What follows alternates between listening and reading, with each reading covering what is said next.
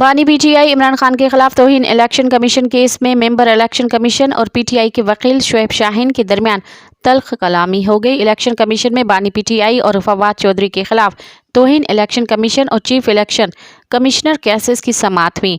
शुएब शाहीन ने कहा कि हमें नोटिस ही नहीं मिला, आज से वो टीवी से मालूम हुआ कि समाअत है।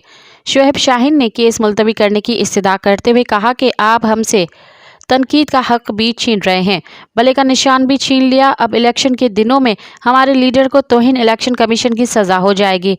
मेंबर इलेक्शन कमीशन ने शुएब शाहीन को जवाब दिया कि हमने छीना नहीं है, आपको दिया नहीं था।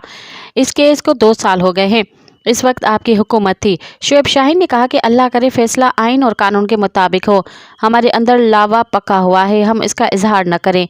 रहीम यार खान में हमारे वकीलों पर पर्चा हुआ है। मज़ीद ख़बरन ऐं तफ़सीलात लाइ विज़िट कयो असांजी वेबसाइट www.awamiNewsHD.com ऐं ॾिसंदा रहो अवामी न्यूज़ HD।